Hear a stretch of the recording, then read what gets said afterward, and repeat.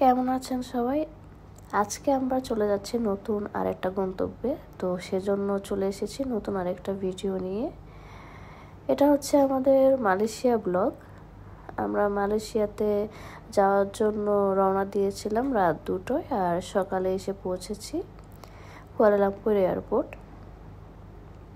এয়ারপোর্টে আসার পর আমরা আবার কুয়ালালামপুর থেকে লাংকাউই যাওয়ার জন্য আবার ফ্লাইটের জন্য ওয়েট করছিলাম।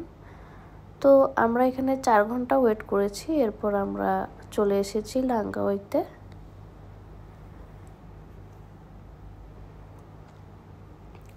এই যে চলে আসলাম লাংকাউই এয়ারপোর্ট।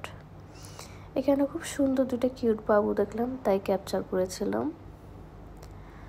তো আমরা ঠিক করেছিলাম আমরা লাংকাউইতে চেনাং বিচে থাকবো।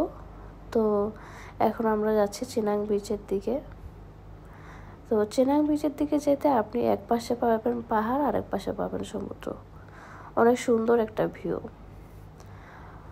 দুপুরবেলা এসে আমরা খাওয়া দাওয়া করে একটু চেনাং বিচের দিকে গিয়েছিলাম। চেনাং বিচে আসলে আপনি অনেক রকম এন্টারটেনমেন্ট পাবেন। তো সন্ধ্যা হয়ে গিয়েছিল, আমরা সন্ধ্যার দিকে আবার একটু বিচের দিকে এসেছি। বিচ থেকে আবার চিন্তা করলাম যে এখানে একটা নাইট মার্কেট আছে, সেখান থেকে ঘুরে আসি।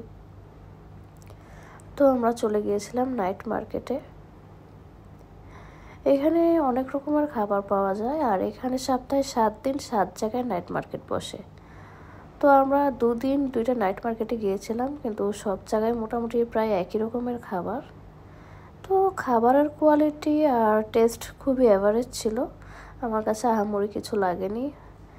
আর এই যে এখানে অনেক রকমের জুস ছিল, জুসগুলো আমার কাছে খুবই বাজে লেগেছে। আমি থাইল্যান্ডে যে জুসগুলি খেয়েছি আমার কাছে খুব ভালো লেগেছিল। একবার ন্যাচারাল ফ্লেভার ছিল থাইল্যান্ডের ফ্রুটস জুসগুলো, কিন্তু এখানে আমার কাছে সেরকম ফ্লেভার লাগেনি। তো আমরা এখান থেকে কিছু খাবার নিয়েছিলাম টেস্ট করার জন্য কেমন। কিন্তু সত্যি বলতে আমার কাছে মালয়েশিয়ান ফুড মোটামুটি অ্যাভারেজ লেগেছে। খুব ভালোও না, আবার খুব ভালোও না।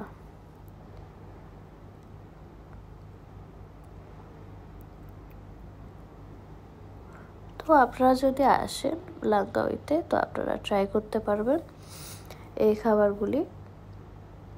তবে এই জুসগুলি একটু অ্যাভয়েড করার ট্রাই করবেন। এগুলি আসলে পানির মধ্যে আমার কাছে মনে হচ্ছে যে চিনির শিরা মিক্স করে রেখেছে।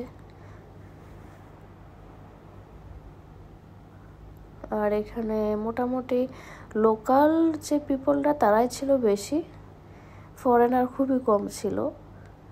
আর আমরা এই যে এখানে একটা পিঠা ট্রাই করেছিলাম।